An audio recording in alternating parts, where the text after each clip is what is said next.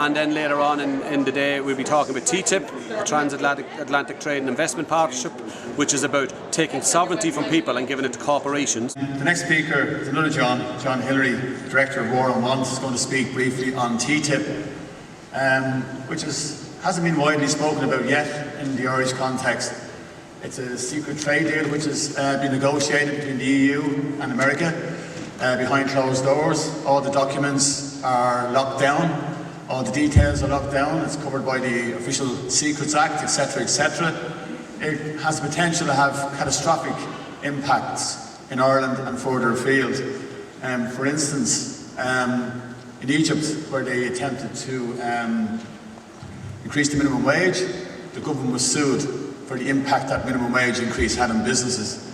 Also, if TTIP was in at the time, when the smoking ban was being discussed, the Irish government would have been sued for billions of lost profits from the tobacco company. So it's very far-reaching. It's been discussed behind closed doors. They're talking about setting up special tribunals or courts where corporations can sue democratic states for compensation for loss of business, for regulation or for social legislation. So it's important that we understand it. It's important that we stand up and mobilise around it. In Germany last week, I think the week before last, there was 500,000 people on the streets protesting against TTIP. So I think, you know, we have an onus to make sure that it does not go through. The Irish government supporting it very, very fiercely at European level, and I think the citizens need to know. So without further ado, I'd like to call John Hilary to the stage. Thank you, John.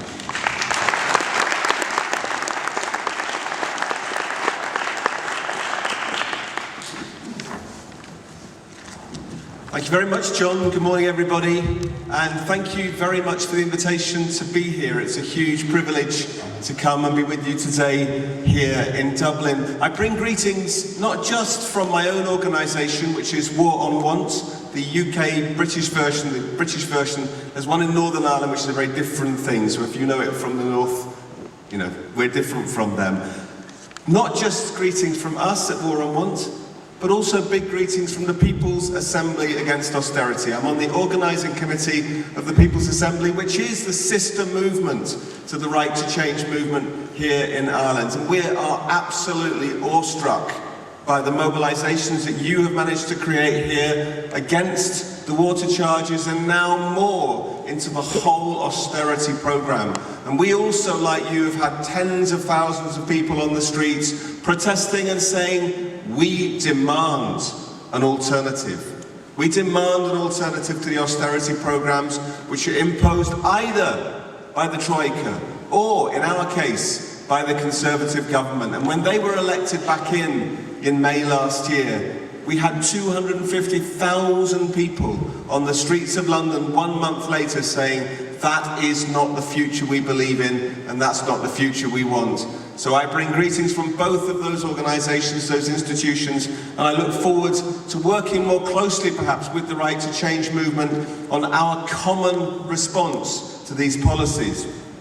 Because as you've heard already, what we're facing at the moment, it's not just the imposition of austerity, it's not just a few more neoliberal policies.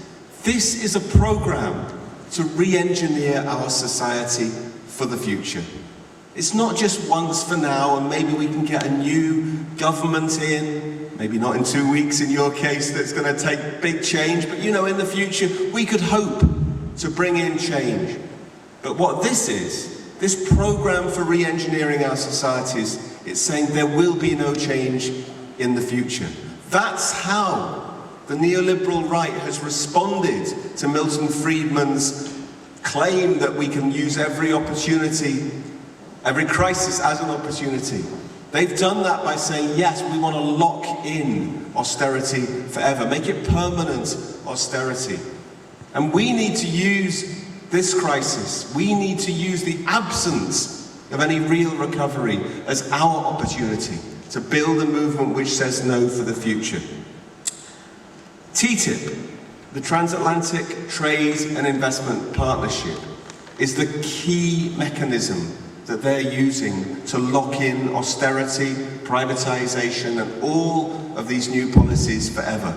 So my first thing, I think, is to just start with a temperature check in the room. I'm hoping everybody has heard of TTIP in this room, getting some nods. But what I want to just see is, if you really know a lot about TTIP, I want you to put your hand up like that.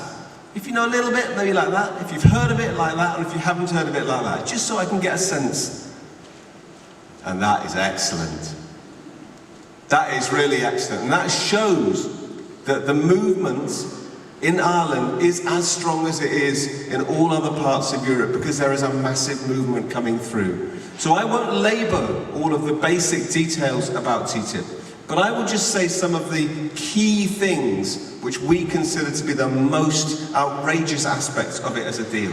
The first thing, which goes right to the heart of the right to water, is that public services are inside this deal. This isn't like one of those old-style deals where you have the US asking for a bit more tariff reduction on steel, and we ask for a bit of tariff reduction on Italian wine.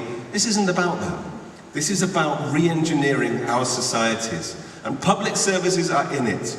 Despite the secrecy which John Douglas was just talking about, we had a leaked copy last year of the European Union's offer to the US, saying these are the service sectors that we're putting on the table. Right up there: water, health, education, housing, transport, rail, road, finance, you name it, it's in it. And once that had been leaked and published on the BBC Scotland website, then the European Commission said, we're now going to publicise it and make it part of our transparency initiative. But we now know that the privatisation, the marketisation, the liberalisation of our public services is in this trade deal. And why is that important? Because we know we've got enough privatisation, we've got enough charging for water to be dealing with in our own countries. But once these new market liberalisations are put inside a trade deal, then you can't get them back again. The idea, the whole point about these trade deals is that they make privatisation and marketisation, in their words, effectively irreversible. You're giving guarantees to foreign companies that they will come into this market and they will find it open forever. And that's why in other parts of the world, South Africa for example, I talked to the head of the ministry in South Africa about their experiments with getting the private sector into the water industry. And he said, yeah, we don't know if it's going to be good for us or not good for us. In the end it wasn't, it was a disaster. But he said, we don't know, and so what we're going to do is we're going to experiment with it, and we will not put water into a trade agreement because we know we won't be able to get it back into public hands afterwards. Well, what we're seeing is exactly the opposite.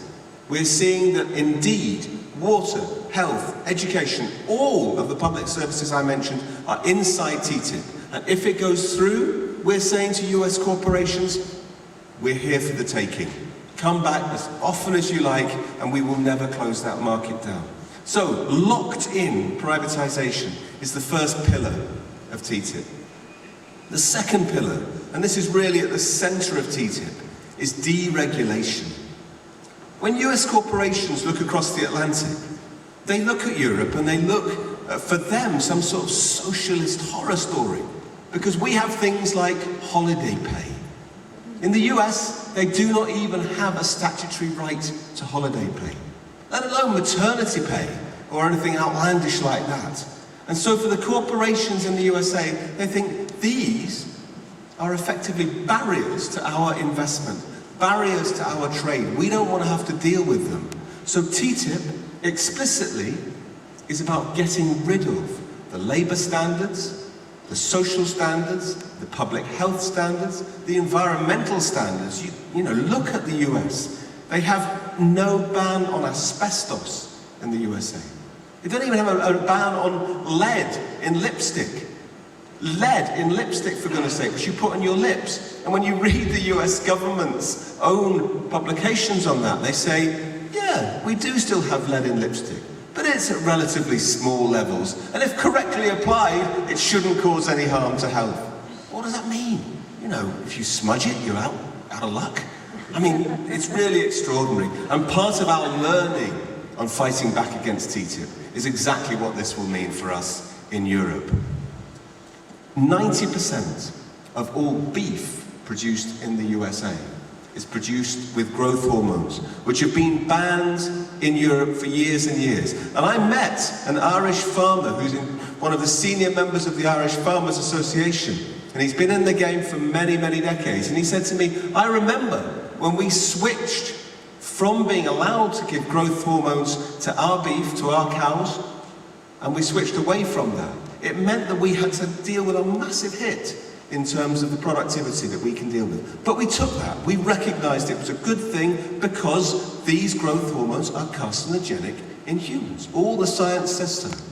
The USA says, under free trade, you don't get the right to choose.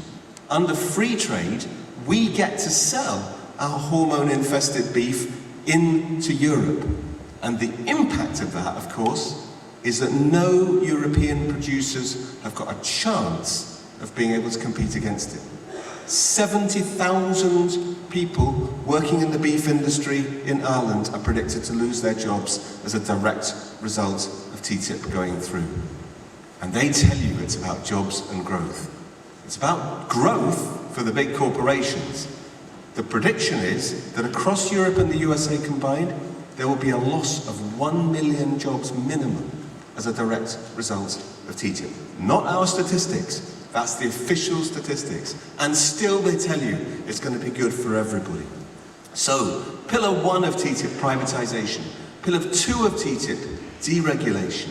Pillar 3 of TTIP, which John referred to just now, these new corporate courts, where transnational corporations will get a unique power to sue us for any regulation, any law, any new standard we bring in which could affect their profits in the future. And this is absolutely outrageous, and this is what gets everybody's jaw dropping on the floor and turning to the barricades and saying, what can we do to stop it? And again, John was taking a little bit of my thunder earlier by talking about the Veolia case in Egypt. And the reason I wanted to bring this up, so Veolia suing Egypt for raising the minimum wage. Last year, your Minister for Jobs and Innovation and Enterprise, Richard Bruton, put out a paper saying there are no implications in TTIP or any other free trade agreements for the minimum wage or wage setting in Ireland. We have it in black and white. So if any of you see him on the stump in the next 2 weeks asking for your vote, ask him what on earth he has in his pocket to defend us from exactly the same cases in future. Because we know from a study that was done for the British government at the beginning of the negotiations, we know that we are in the frame to be hit by a wave of these US corporate suits against us. The London School of Economics did a study for them, and it was a cost-benefit analysis. And it was actually quite a clear cost-benefit analysis, because it said there will be no benefits. The London School of Economics said there will be no benefits. There has never been an increase in foreign investment coming into a country as a result of signing one of these deals with the US. But it said when it comes to costs, you can bet your bottom dollar, and it probably will be, that you will be facing costs at absolutely astronomical levels, just like Canada has for 20 years as a result of signing the North American Free Trade Agreement with the US. Again, it's not just about the minimum wage, it's not just about Germany's desire to get rid of nuclear power, which is now being sued for 5 billion euros. It's also about the privatization of public services. Because in Slovakia, they'd had a very unpopular privatization of health back in the day. They had a general election, and a new party stood on a platform saying, we will renationalize the health insurance system that we have in Slovakia. They were immediately sued by a Dutch company, Achmea it's called, and the Dutch company was found to be in the right. It was awarded 22 million euros in damages because the people of Slovakia had exercised their democratic sovereign right to bring back the public health service into public hands. And when Slovakia said that they didn't want to pay because they were a sovereign country and they had the right to choose their own model, A court in Luxembourg ordered that 29 million euros of Luxembourg's assets be seized by force to pay off the Dutch firm. And that is the type of future that we're being promised. Now, in Ireland, you had a report, I don't know how many of you have read it, called the Copenhagen Report, done by Copenhagen Economics. And it was a report which the government here had asked for, had commissioned back in the day, and they got it and they held on to it. And we were waiting and waiting and waiting to see what it was going to say. And when we did see what it said, we realised why they were hanging on to it. Because it said TTIP is going to be bad news for the Irish economy. Not just about a loss of all of the jobs in agriculture and in processed food, but also a massive shift so that the Irish-owned companies are going to lose out big time, and all the winners are going to be the foreign companies who are going to come in and start taking over. So if you haven't read that report, read it. Don't read the beginning at the front, which says everybody's going to get rich. Start looking down into the details. Because when we were told that TTIP was good for jobs and growth, it's only when we looked at page 622, footnote 1844, that we found out, actually, on their own calculations, it was going to be a disaster. Everything about TTIP's bad. I can just go on and on and on. The environmental hit is going to be absolutely huge. But just in case you needed any more convincing, there's a new bit to TTIP which people don't necessarily hear about. And what I want to put forward, because I know in Ireland there's a very, very strong solidarity movement with the people of Palestine. You think, what? Palestine? How did that get into this? As the bill to support TTIP and support the fast-track authority for President Obama was going through the US, the Senate introduced a new clause in it which said any country in the world which is signing up to a free trade agreement with the USA must agree to clamp down on pro-Palestine solidarity campaigning, the boycott, divestment, sanctions movement. So if you are a Palestine solidarity campaigner in this room, or if you have even the slightest sense of wanting to right that great injustice of history, you're not going to be able to. Because TTIP says the price of signing up to a free trade agreement with the USA is a loss of democracy, a lack of any ability for the future to take that type of action. And again, transparency was mentioned earlier, and I don't want to pass up what for me is a first opportunity to quote from the President of the Irish Republic, Michael Higgins. I've never been able to do that before. We usually associate him with the opening of Six Nations rugby games as he goes along the line and says, play up, play the game, and all that sort of stuff. But in an interview in the Irish Independent just last week, he said that there is something gravely wrong with the TTIP negotiations. He said that the lack of transparency in the TTIP negotiations goes right to the heart of the lack of ethics in society, and particularly in the European Union. And I'm going to come back to the European Union in just a second with my closing thoughts. He said the lack of discussion around TTIP among ordinary people was a great mistake. And he particularly said, it's completely wrong to be leaving parliamentarians, our elected representatives, the single option for assent at the end. This idea that when TTIP comes to be ratified, our parliaments, and in fact our governments, are not going to be able to have any say over what's in it, but they're just going to have a take it or leave it vote, a yes-no vote. And I think that goes to the heart of the problem, that this is a profoundly anti-democratic agreement, profoundly untransparent negotiations, and that's another reason why people are coming out in arms. And now I want to ask you another question. I want to know if there's anybody in this room who comes from County Clare. Well, I'm thrilled, because County Clare has just this week become the first part of Ireland to declare itself a TTIP-free zone. So I want to thank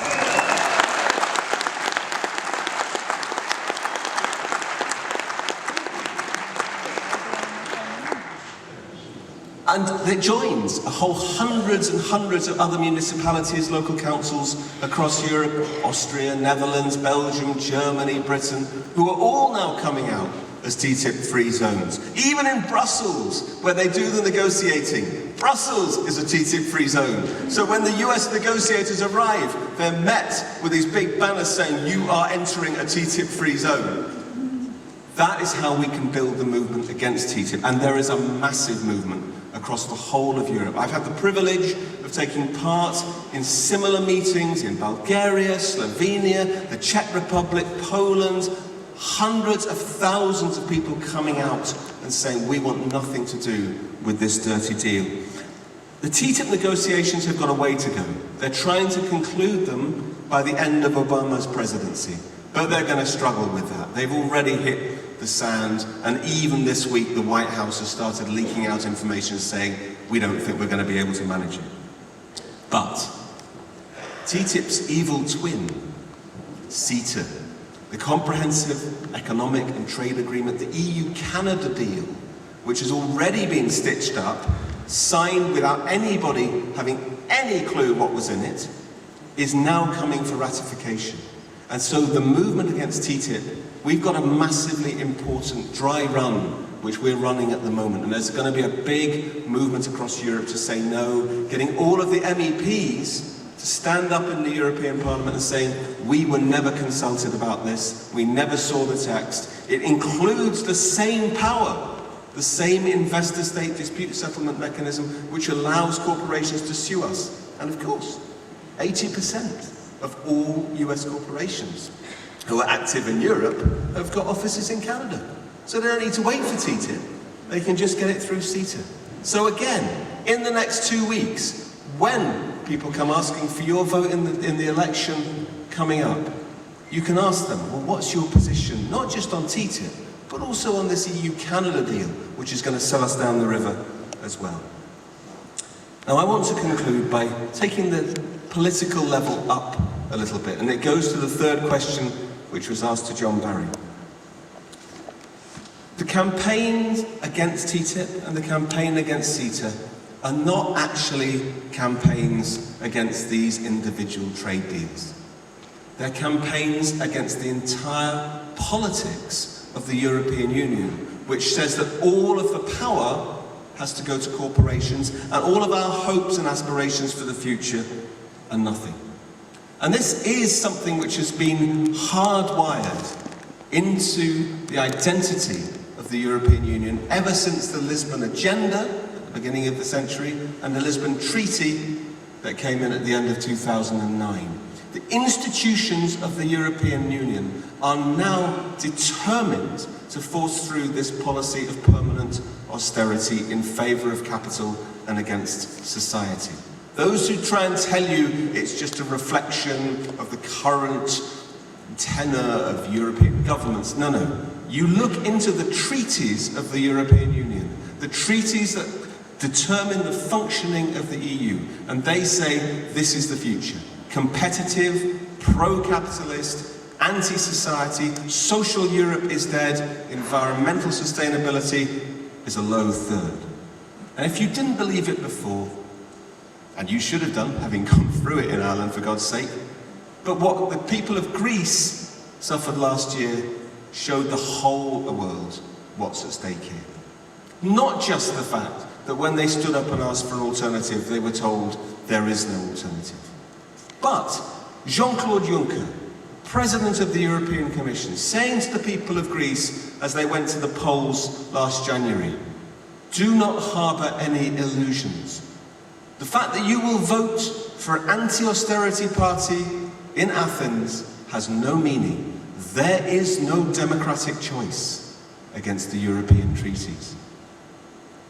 And that chilling statement is what we need to take away from that whole crisis. He was then joined by Martin Schulz, the President of the European Parliament, the elected European Parliament, who said that the government of Syriza in Greece should be replaced by a dictatorial administration which would impose austerity until a new administration could be voted in.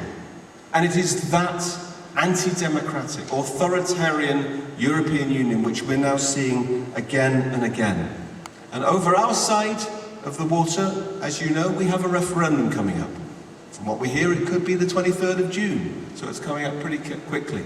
And the left in Britain is increasingly coming to say there is no prospect of reforming the European institutions from within. Obviously, we're proud to be Europeans. We don't want to shrivel back into some pathetic little island mentality. We like being Europeans. The only thing you can't be proud about as a European is the European Union and the institutions that impose this permanent austerity upon us. And that's why there is now a mass movement across Europe building to say we need a people's Europe, another Europe from below. For another Ireland to be possible, another Europe is necessary. We have to build that. We have to break the power of those institutions. There is a plan B. Yanis Varoufakis, who's going to be on the screen later on, was part of the original team that launched this plan B for Europe. The plan B says we cannot survive with the European treaties. We must challenge them and challenge the European Union itself. And if we cannot get rid of those treaties, then we need to think about the European Union as an institution as a whole. Yanis Varoufakis has got a little bit of his own direction. He's still, I think, being ruled by his heart, and his head has maybe been put to sleep for a little bit, but we'll hear more later. There is a need for us to rise up and to say enough is enough. The list of rights on the back of the statement, Another Ireland is Possible. The right to water, the right to health, to housing, jobs, education, all of those rights. None of them are possible within the European Union institutions that we have at the moment. TTIP is their way of locking out any possibility of change for the future. That is why there is a mass movement across Europe which is determined to defeat it, and that is why we will defeat it. But we can only do it together, and that's why I'm thrilled to be here with you to start that movement afresh. Thank you very much.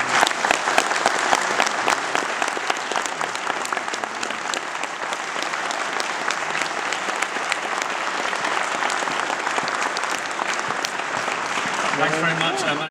Part of it is about trying to find ways of making it real to people. If you say there is an arcane trade and investment deal being discussed in Brussels, you've lost everybody. But the minute you say you are going to have to start eating hormone beef, your kids are no longer going to be able to have toys, which is safe because the new regulations are going to get rid of them. The NHS, the water system, everything's going. That's when you can start making it real to people.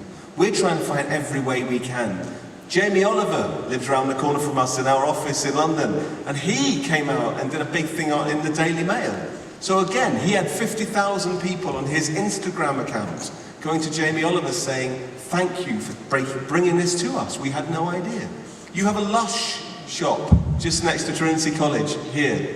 In September, Lush Cosmetics, which sell all the very smelly soap. In September, we had a deal with them across the whole of Europe for a 2-week campaign selling special boxes against TTIP, special boxes of a shower powder against TTIP. We're trying to get it out in as many creative ways as we possibly can. But actually, maybe we just have to come down to the realization that it's up to us. You know, it's up to us through social media, through spreading the news, through taking advantage of the political moment, for engaging in local debates. That's it.